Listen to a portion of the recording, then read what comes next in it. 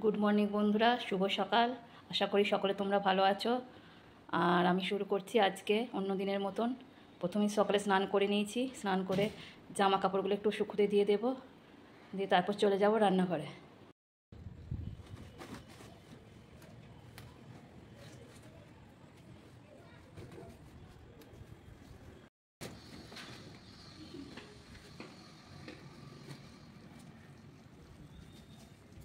এটা হয়ে গেছে, এটাকে নামিয়ে নেব, বাটিতে ঢেলে দেব।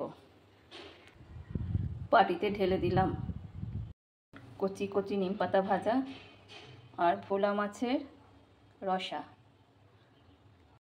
বেসিক্যালি এই ভোলা মাছটা আমি ছোটো থেকে কোনোদিন খাইনি, তো আমার এক দাদা এনেছে, তো খেয়েছি, খুব ভালো লেগেছে, উনি আবার এনেছেন।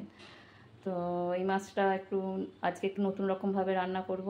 অন্যান্য দিন রান্না করি হচ্ছে পেঁয়াজ রসুন যেমন মাংসের মশলা কষি সেইভাবে, তো আজকে একটু অন্য রকমে করব, সর্ষে দিয়ে। দেখা যাক কেমন লাগে খেতে।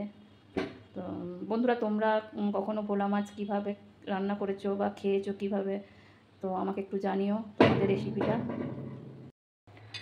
গল্প করতে করতে ভাতের চালটা আমি ভালো করে ধুয়ে নিচ্ছি, ভাতটা বসিয়ে দেব। ভাতের হাঁড়িতে জলটা চাপিয়ে গ্যাসটা জ্বেলে দিলাম, গরম হোক। আমাদের সকাল থেকে উঠে কত রকমের কাজ থাকে, প্রতিদিন প্রায় একই রকমেরই কাজ।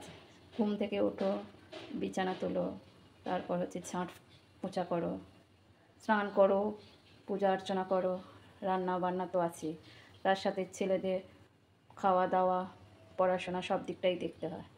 এইভাবেই কেটে যায় সারাটা দিন। এরও নিশ্চয়ই এই সমস্ত কাজ করতে হয়। এগুলো করতে হয়। এর বাইরে এবার যারা চাকরি করেন তারা, বা যে বিভিন্ন পেশায় যারা নিযুক্ত তারা তাদের সেই পেশাগুলোকেও তারা করেন। তো এইভাবেই আমাদের জীবন চলতে থাকে। ভোলা মাছগুলো ভেজে তুলে রেখেছি, এইদিকে মশলাটা করছি। গ্যাসে দুধ বসিয়ে দিয়েছি, দুধটা একটু সিমুই আছে, রাত্রির একটু সিমাইয়ের পায়েস করব, সেই জন্য পেঁয়াজ আর রসুনটা ভালো করে ভাজা ভাজা করে নিচ্ছি, দুটোই গ্রেড করে নিচ্ছি। অল্প একটু আদার পেস্ট দিয়ে দিলাম।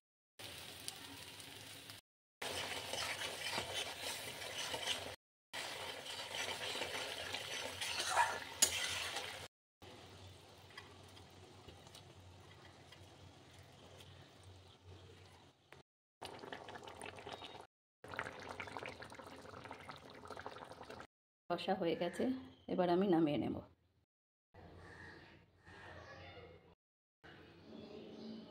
এই ছিল আমার আজকের দুপুরের লাঞ্চের মেনু। ভিডিওটা ভালো লাগলে অবশ্যই লাইক করবেন।